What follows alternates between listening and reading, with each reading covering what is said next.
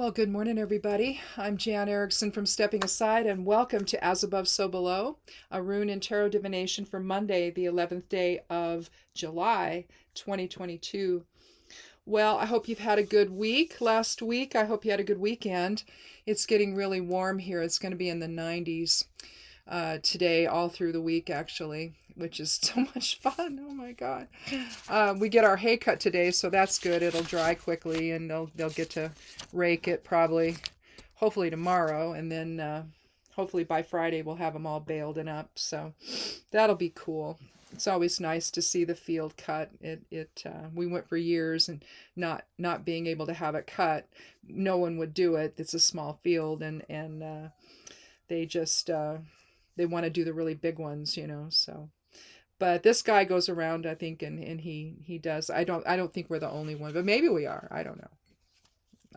But he doesn't have pasture, so this helps him out. So anyway, that gets to happen this evening. So yay.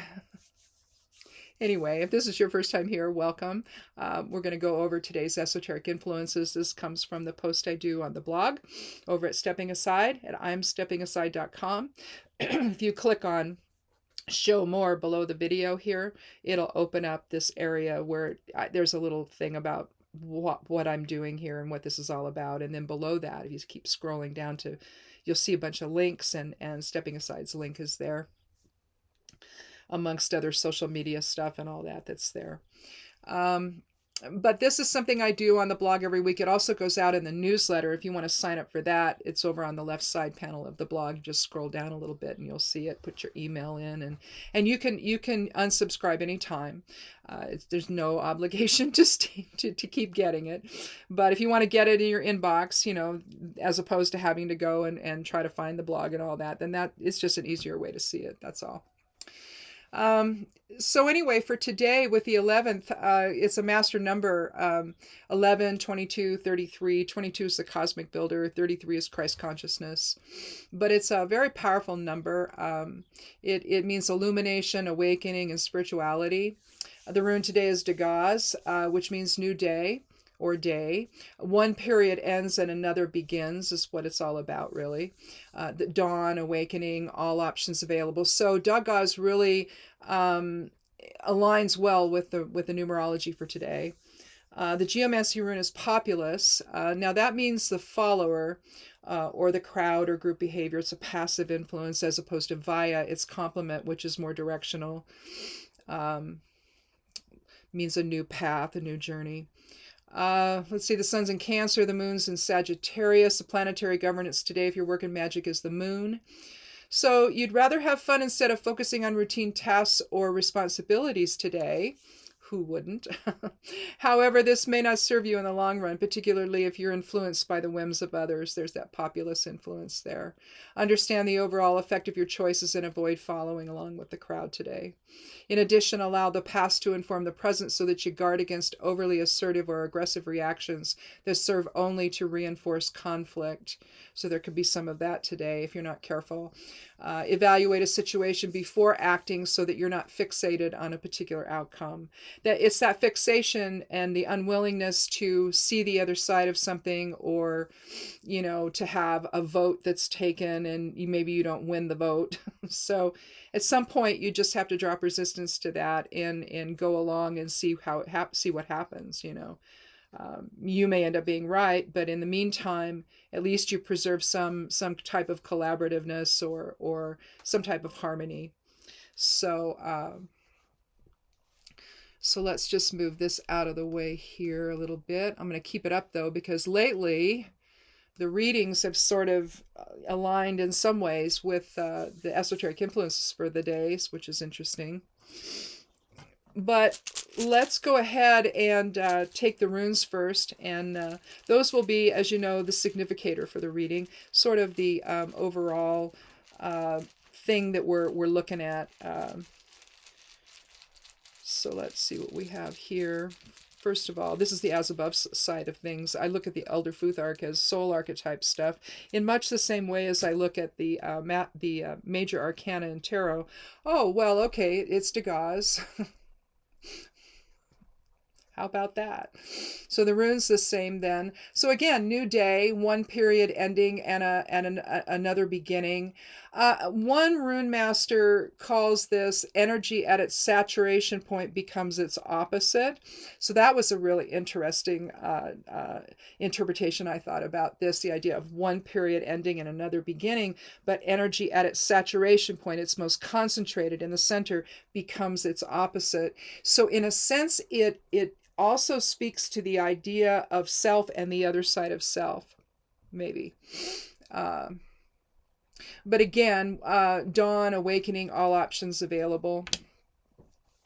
So let's go ahead and see we'll figure out what the geomancy rune is. And how I do that is I throw down 4 elemental geomancy runes. This one's coded to water, the water element. It has 1 dot on one side and 2 on the other.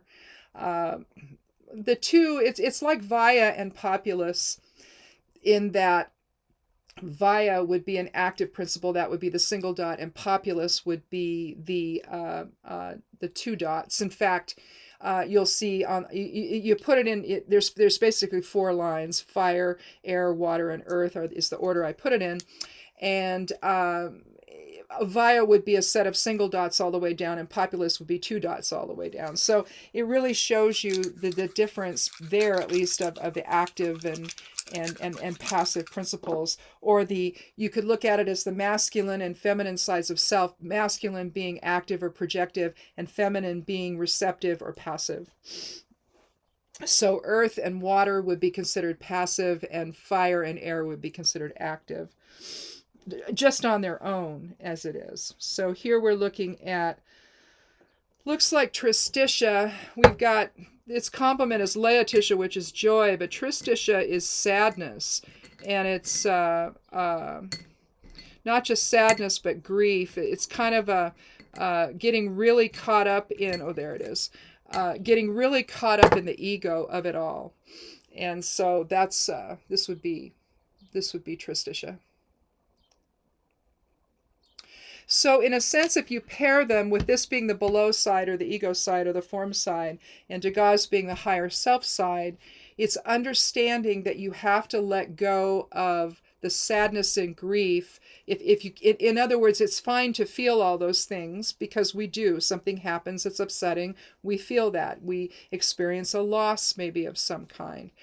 We're in grief, and it all makes sense. But if it goes on too long, then you're not moving on into, a new reality, basically. Depending on what that is. I mean, it kind of sounds really ominous, and I suppose in some ways it can be. But the idea here is that you're with Degas is that you're allowing one period to end and a new one to begin, and to have that higher awareness that that's really the process. The process is not to stay stuck in grief forever. Although sometimes it just feels like it just can never end. Sometimes we keep ourselves there, and I think that that's the ego side of it. Rather than trying to see things from, things just happen, things come to an end and new things begin. It's just part of the cyclical nature of things. And we have to learn how to flow with that a little bit better sometimes than what we do. Some people, they lose a loved one and they stay stuck in that moment, and it's fine to be there for a little while, but at some point you have to return to life. And no matter how painful that might be, that person wouldn't want you to stay stuck. That's the thing. And yet sometimes we do. So that's one example of that.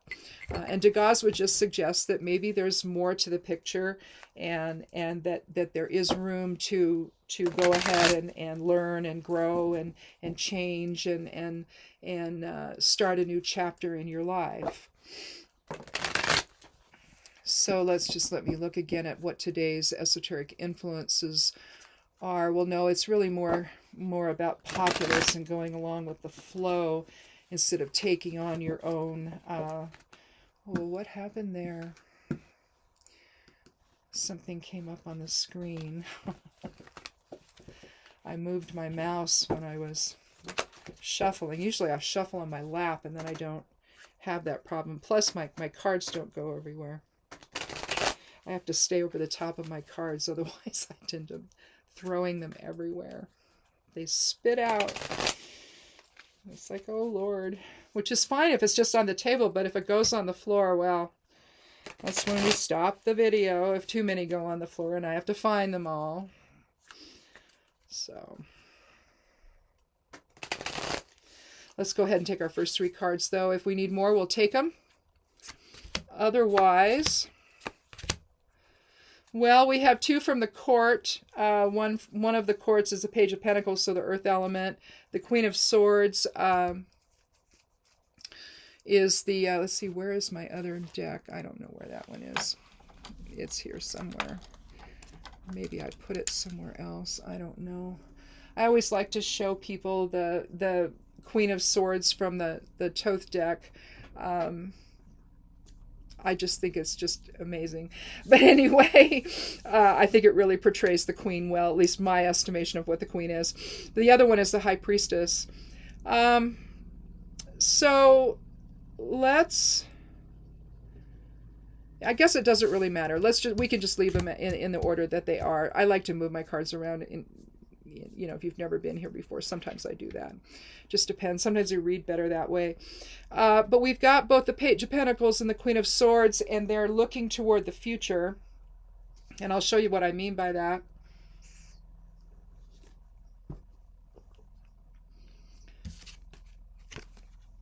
You can see they're looking toward the future. Some look toward the past. But the pages are very future-oriented. It's a really undeveloped potential. They're the first card of the court.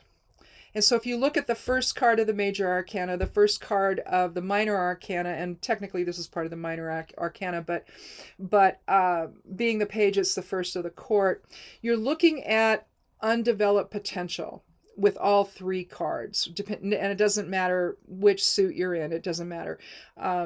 With the minor arcana in the court, the pages are all about undeveloped potential. They're about news. So something new that you don't know about. So again, undeveloped potential.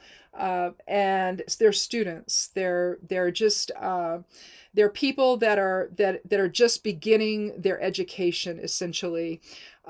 So there's a spiritual focus with Pentacles. Youthful individual again, dependable, reliable, conscientious. You can see him standing there holding a coin in his hand, and sort of like in offering. The same is true with the knight. He seems to be, he's on that really cool big black horse, and it's like he's standing guard over the town or over the village.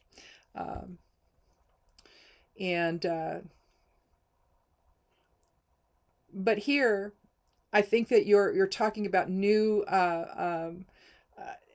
about when you're talking about study or spiritual focus, you're talking about maybe even tradition in a way. The Queen of Swords, though, on the other hand, is an older woman in authority, as opposed to a youthful person. She's holding her hand out in offering. She's holding that's her left hand, her receptive hand. Her projective hand, or her more active hand there is in the right, there is holding the sword straight up. So there's no equivocation. Okay, there's balance, there's justice, there's truth. And basically what the Queen is doing, she's cutting through illusion. You see clouds in the background that denote illusion. You see the bird above, a little bit of higher awareness there. But there's some change. You can see the wind seems to be blowing the trees. You see darker clouds down here. So they're lightening up a little bit. So she's basically trying to figure out what the truth is. And as the older woman in authority, the Queen, she's basically, she doesn't suffer fools. They talk about that with witches, that witches don't suffer fools. There's that, it's suffer fools gladly, I believe is the actual phrase. But she cuts through illusion. She's assertive. She's solitary. She may be like a widow. She may not be married at this point. She has a powerful intellect. But she's somebody that's going to take the bull by the horns and come to the truth of things. And so she's not going to tolerate any nonsense from anybody. So from there, we might need a fourth card here.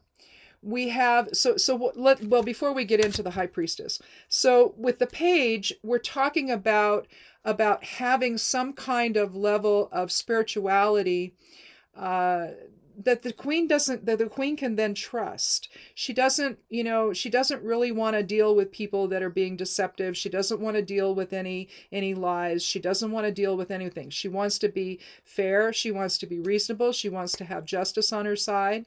And so there could be something today where, you're having to take a different look at things. You see things from perhaps a more spiritual perspective. And that's going to affect your legacy, your tradition, your security, even. Being able to see the higher picture here, the coming from higher awareness. In a sense, higher awareness is implied here with the sword pointing straight up to heaven, and with that bird flying there. There's something about higher awareness, getting above the clouds, getting above the idea of deception.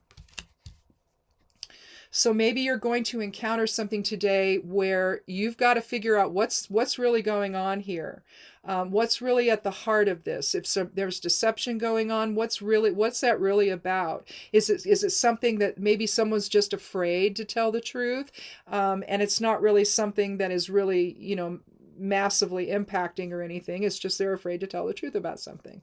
Could it be that? And where it's not really going to impact you or other people. It's just that that they're lying and they're not being honest about something. But overall, the effect isn't all that big. Or conversely, maybe it is.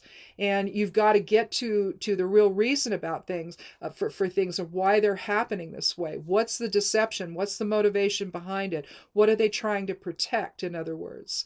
And literally there you're looking at ego versus spirit, because spirit's going to say, yeah, what difference does that make? Let's just get to the truth of the matter and see things for what they are, learn what we can, and move on. Again, that's the degaz of it. Come bringing everything down to its fundamental truth, its fundamental focus, and then moving on into something new. Letting go of grief. We can't forget about Tristitia here. Tristitia could either involve the deception that's happening, maybe, or it could be that whatever we're hanging on to we just need to let this go now and move on to something else. But again, without getting to the truth of it, we really can't do that, can we? Sometimes we stay in grief and loss because we don't really have a clear picture of things, so it's very difficult to move on. And so I think that there's this element, if we're going to bring the Queen of Swords into it and the Page of Pentacles, then what we're really dealing with is getting into a more spiritual perspective of things and understanding what the real truth is. Do we judge the person for not wanting to share the truth? I mean, maybe there's a reason they don't want to share it. That maybe doesn't even have anything to do with them. So again, it's understanding that bigger picture, getting above the situation and trying to gain clarity or a better or more truthful, more honest perspective of things. So finally, we'll talk about the High Priestess. Now this is card 2 of the Major Arcana. You're already looking at Boaz and Yakim, I think is how it's pronounced, maybe. These are the Pillars of Solomon. Again, you're looking at black and white, so you're looking at the feminine and masculine, or receptive and projective presence within. In a sense, Degas could illustrate that balance as well, if you don't think of it as one period ending and another beginning. If you look at it in terms of self and other side of self, you see that dynamic where you're talking about this whole idea and the two sides of the same coin within it, essentially. And so here we have, though, the High Priestess sitting between the pillars on a stone chair of some kind or seat. If you could see what's also behind her, you would see the Tree of Life from the Kabbalah. She's got one foot resting on the maiden phase of the moon down below. She's the divine feminine, or the feminine divine. She's revelation, she's compassion, she's intuition and wisdom, inner wisdom, dreams, change. She's also in alignment with herself, basically, and the higher self. Here you see the triple aspects of the moon on her crown. You have maiden, mother, and crone. Tomorrow is maiden phase, I believe. Isn't the 13th? I think the 13th is the isn't the 13th? Yeah, the 13th is the full moon, so that would be mother, and then Thursday then would be crone, I believe. I'm going from memory here.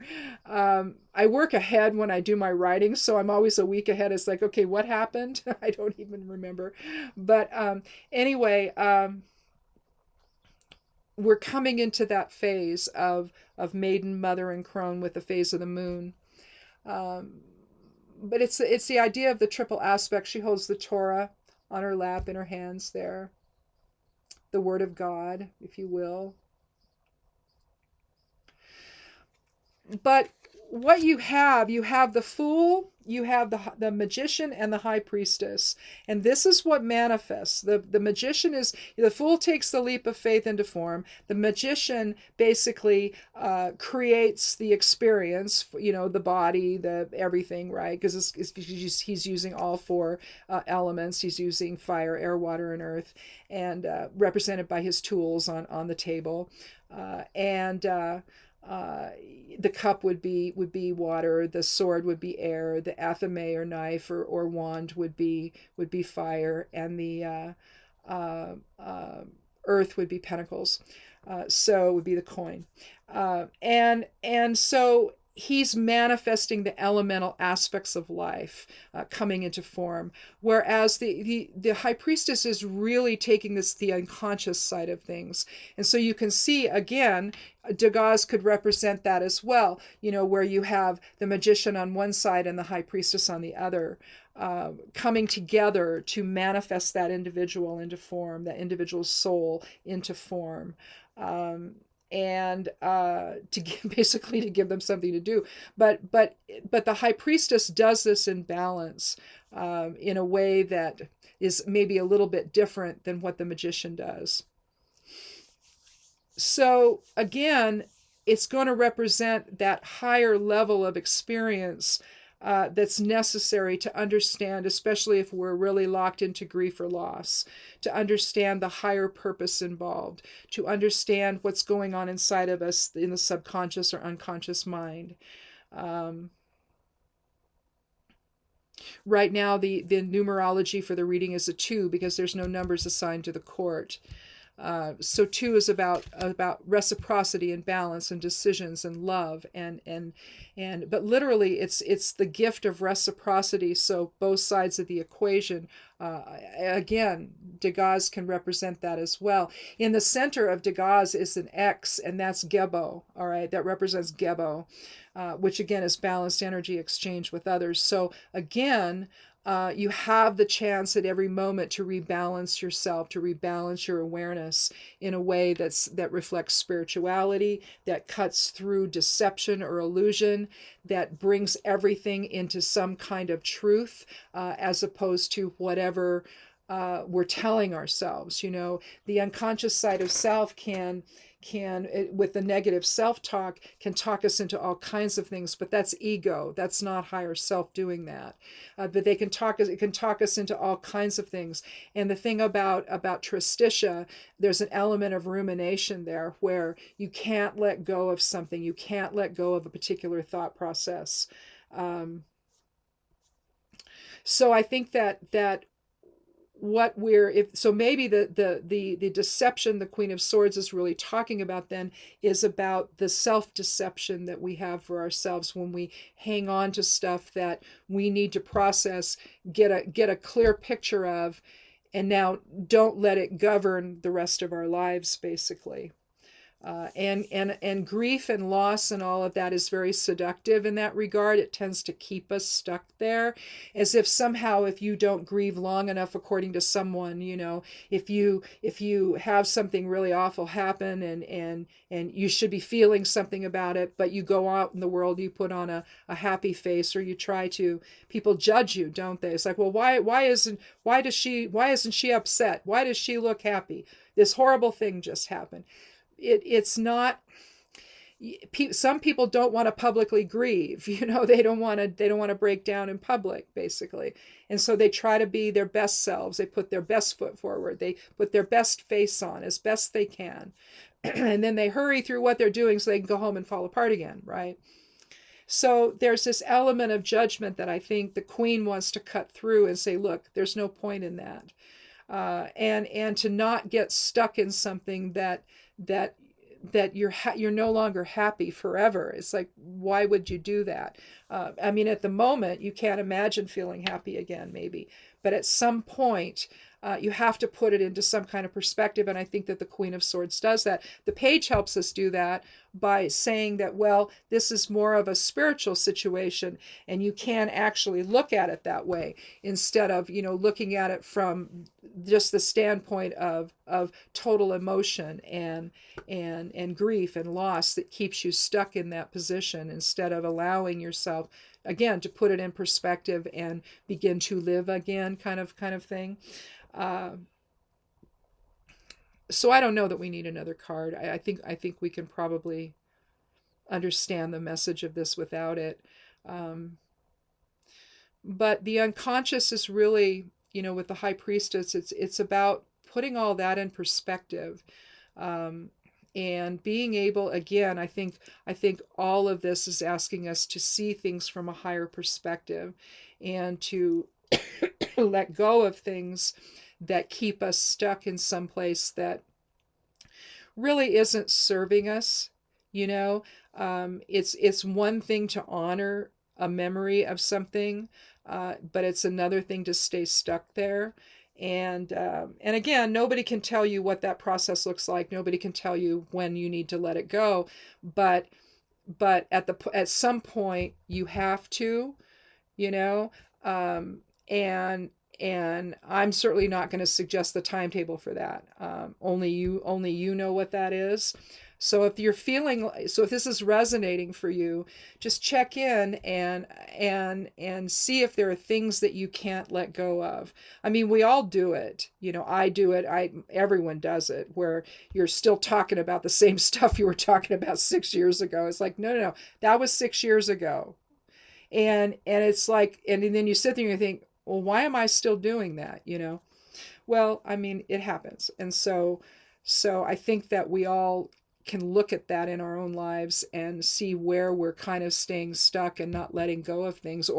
And letting go is kind of a weird thing to say. Maybe it's just better, instead of saying letting go, maybe it's putting it in its perspective. It's one thing if whatever happened is still, externally coming in and affecting you. It's not just your thought processes doing it. There could be something where maybe you need to get a lawyer. I don't know, depending on what it is. It's like, okay, enough, stop, but it's like if you have a neighbor that can't stop bothering you, there might be one big thing that they did, but they can't really stop bothering you. And so it's really them. It's not really you that's staying stuck. It's them that's staying stuck, because they have this need to bother people, right? Because it's likely not just you that they're bothering, although maybe it's just you. But again, you have to really figure out what's really happening here and what's keeping me in this position that I really don't want to be in, because it's upsetting, So figure it out and figure out a way to put it in perspective, and then move on to something else.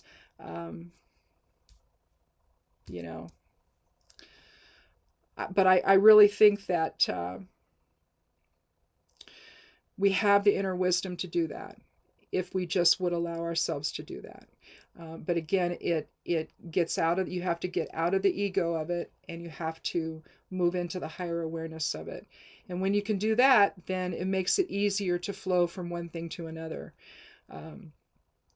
and not get so caught up in something that literally is over. And there's, because a lot of the time you're the only person thinking about it. The other people aren't thinking about any of it. They've already forgotten about it. They've gone on. They don't care. It doesn't matter to them anymore. And oftentimes, the individual is the only one doing it. So I think that's what this is. It's about moving forward in spirituality, but in a way that sees the truth for what it is. So anyway, I think that's it. We've got enough time here.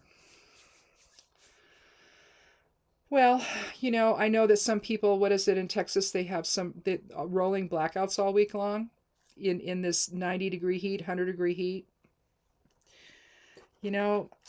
States that can't get this together and figure this out, I don't understand that. There's got to be a solution.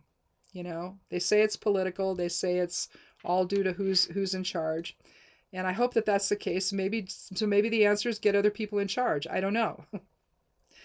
But to have I know California has the same issue, rolling blackouts. It's like, what is that? Why is that happening? Why are there no solutions to this? Because I would think there'd have to be, don't you? But anyway.